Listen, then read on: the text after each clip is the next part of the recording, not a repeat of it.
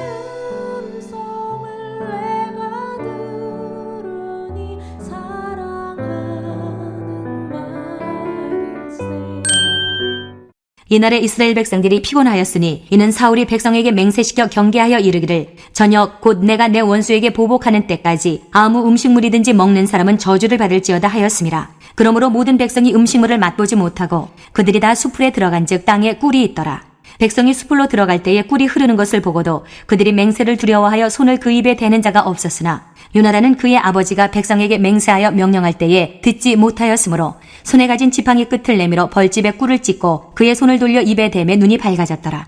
그때에 백성 중 한 사람이 말하여 이르되 당신의 부친이 백성에게 맹세하여 엄히 말씀하시기를 오늘 음식물을 먹는 사람은 저주를 받을지어다 하셨나이다. 그러므로 백성이 피곤하였나이다 하니 요나단이 이르되 내 아버지께서 이 땅을 곤란하게 하셨도다. 보라 내가 이 꿀 조금을 맛보고도 내 눈이 이렇게 밝아졌거든. 하물며 백성이 오늘 그 대적에게서 탈취하여 얻은 것을 임의로 먹었더라면 블레셋 사람을 살육함이 더욱 많지 아니하였겠느냐.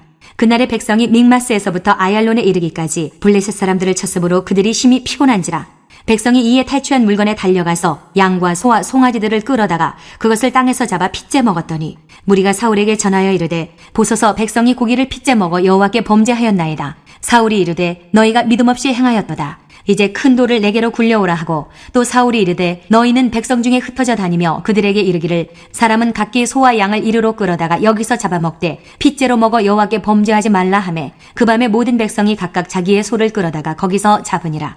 사울이 여호와를 위하여 제단을 쌓았으니 이는 그가 여호와를 위하여 처음 쌓은 제단이었더라. 안녕하세요. 키티나는 목사 안상열입니다. 오늘도 주님 은혜 안에서 좋은 하루입니다. 오늘은 사무엘상 14장 24절에서 35절을 통해서 경계선 신앙장애라는 제목으로 은혜를 나누겠습니다. 요나단과 그의 무기 맡은 자의 선제 공격과 하나님의 지진으로 인해 공포와 혼란에 휩싸인 블레셋 진영. 뒤늦게 합류한 사울의 군사들과 백성들은 블레셋을 추격하였습니다. 이러한 승리의 분위기에서는 기세가 승천하지만 웬일인지 백성들은 너무나 지쳐 있습니다.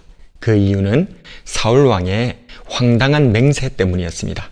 24절에 이날에 이스라엘 백성들이 피곤하였으니 이는 사울이 백성에게 맹세시켜 경계하여 이르기를 저녁 곧 내가 내 원수에게 보복하는 때까지 아무 음식물이든지 먹는 사람은 저주를 받을지어다 하였습니다. 그러므로 모든 백성이 음식물을 맛보지 못하고 날이 저물어 어두워져 버리면 피로도 극심할 뿐 아니라 효과적인 지휘나 전투를 이어가기가 어렵기 때문에 날이 저물어 어둡기 전에 전쟁을 끝내려 한 사울왕의 판단은 이해가 갑니다. 그러나 그것을 위해 무리하게 백성들을 굶긴 것은 패전하려고 몸부림치는 이적 행위나 다를 바 없었습니다. 이와 비슷한 일이 과거 가데스 바네아에서도 있었습니다.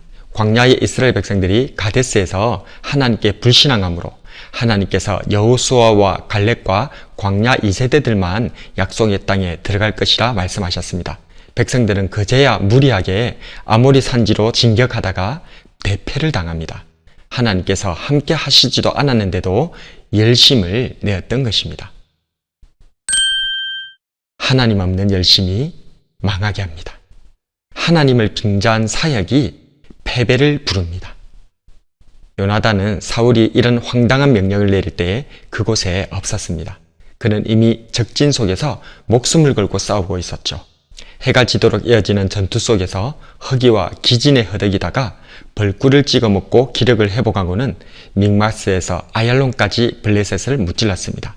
그러나 저녁까지 계속된 전투에 더해 사울왕의 금식령으로 인해 극심한 허기에 빠졌던 백성들은 사울왕의 금식령이 해제되는 저녁이 되자 탈취물에 달려들어 피채 고기를 먹는 죄를 범하게 됩니다.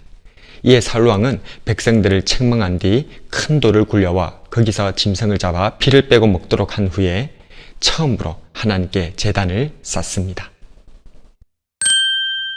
경계선 신앙장애. 사울왕의 신앙과 불신앙 간의 경계선이 혼동되는 모습을 보게 됩니다. 그의 이러한 모습 때문에 그의 행동이 신앙적인 것인지 불신앙적인 것인지 우리도 매우 헷갈립니다. 교회 지도자가 이러한 경계선 신앙장애를 보이면 교인들이 혼란에 빠집니다. 가정의 부모님이 이러하면 자녀들 또한 경계선 신앙장애를 보일 수 있습니다. 신앙생활을 하다 보면 나도 모르게 신앙과 불신앙의 경계가 허물어지는 일을 경험하게 됩니다. 하나님의 말씀인지 내 생각인지, 하나님의 명령인지 내 고집인지, 하나님의 사역인지 내 욕심인지 너무나 뒤섞여 있어서 좀처럼 알 수가 없을 때가 많습니다. 그렇기에 말씀을 깊게 묵상해야 합니다. 그렇기에 더욱더 기도에 힘써야 합니다. 하나님의 음성을 듣지 못하면 열심히 뛴 만큼 도리어 더 돌아가야 할 수도 있습니다. 하나님의 음성 듣기에 실패한 사울과 같이 경계선 신앙장애로 혼란에 빠질 것이 아니라 매일 하나님께 묻고 매일 하나님의 음성에 귀 기울이는 삶을 통해 하나님과 함께 승리의 걸음을 걸어가는 저와 여러분이 되길 주님의 이름으로 축복합니다. 오늘의 묵상과 기도. 첫 번째로, 나는 말씀을 끌어다가 내 생각과 내 욕심을 이루려 하지는 않았는가?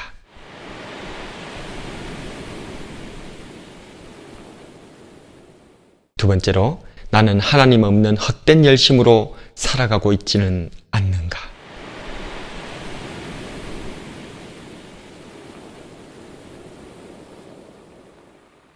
말씀을 놓고 기도하겠습니다. 경계선 신앙장애. 신앙과 불신앙의 경계가 허물어져 도대체 이게 신앙적 결정인지 불신앙적 결정인지가 헷갈리게 된 사울왕의 모습이 제 모습이 아닌가 돌아보게 됩니다. 사울왕은 전쟁을 빨리 끝내고 싶은 마음에 금신령이라는 무리하고 황당한 결정을 하였습니다. 그가 왕이었기에, 지도자였기에 이 잘못된 결정은 자칫 온 이스라엘의 대패를 가져올 수도 있었습니다. 결국 백성들은 너무나 허기진 나머지 하나님의 전쟁을 승리로 수행하고는 피채 고기를 먹어 하나님께 범죄한 백성으로 전락하고 말았습니다. 내 생각을 하나님의 말씀이라고, 내 고집을 하나님의 명령이라고, 내 욕망을 하나님의 사역이라고 착각한 채 살아오지는 않았는지 두렵고 떨립니다. 비단 사울왕만의 실수가 아니라 내게도 우리 주변에서도 너무나 흔하게 이런 일이 벌어질 수 있기에 무서울 따름입니다. 먼저 내 자신이 그렇지 않기를 소원합니다. 부모로서 그러지 않기를 소원합니다. 우리의 지도자들이 그러하지 않기를 진심으로 기도하고 소원합니다. 주님, 부디 불쌍히 여기시고 제 일을 이끌어 주시옵소서. 경계선 신앙장애인이 아니라 오직 하나님께 묻고 하나님께 듣는 주의 백성으로 이끌어 주시는 나의 왕 예수님 이름으로 기도드립니다.